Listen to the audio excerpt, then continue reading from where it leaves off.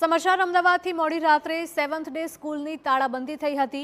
NSUI કાર્યકરોએ સ્કૂલને તાળાબંધી કરી હતી।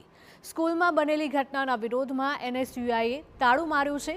ગઈકાલે ડીઈઓને તાત્કાલિક કાર્યવાહીની માંગ કરવામાં આવી હતી અને શાળા સામે કાર્યવાહી નહીં કરાય તો રોજ તાળાબંધીની ચીમકી ઉચ્ચારવામાં આવી હતી। એનએસયુઆઈએ આચાર્યને સસ્પેન્ડ કરવા માટે માંગ કરી હતી। ફરી વિદ્યાર્થી પર હુમલાની ઘટના બની હતી। ફોનલાઈન પર સંવાદદાતા નરેન્દ્ર જોડાયા છે વધુ અપડેટ સાથે। નરેન્દ્ર, જણાવશો કે મોડી રાત્રે સેવન્થ ડે સ્કૂલની એનએસયુઆઈ દ્વારા તાળાબંધી કરવામાં આવી હતી, શું માંગ છે?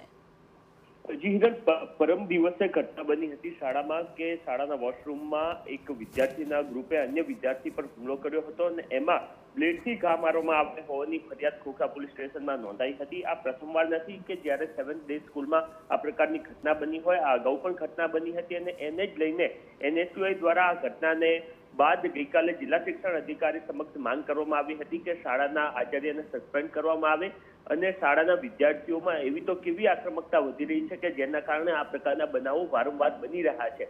આ જ બાબતને લઈને તાત્કાલિક કામગીરી કરવા માટે એમને ચીમકી ઉચ્ચારી હતી, પરંતુ કોઈ પણ પ્રકારની કાર્યવાહી કરવામાં આવી નથી અને એ જ બાબતને લઈને ગતકાલ મોડી રાત્રે એનએસયુઆઈના કેટલાક કાર્યકર્તાઓ શાળા પર પહોંચ્યા હતા અને શાળાની તાળાબંધી કરી છે અને સાથે જ એ ચીમકી ઉચ્ચારવામાં આવી છે કે જ્યાં સુધી જિલ્લા શિક્ષણ અધિકારી દ્વારા આ શાળાના આચાર્યને સસ્પેન્ડ નહીં કરવામાં આવે અને યોગ્ય કાર્યવાહી નહીં કરવામાં આવે ત્યાં સુધી રોજ એમના દ્વારા આ પ્રકારે સેવન્થ ડે સ્કૂલની તાળાબંધી કરવામાં આવશે। મહત્વની વાત એ છે કે હાલ શાળાનો વહીવટ જિલ્લા શિક્ષણ અધિકારીના અંડરમાં છે।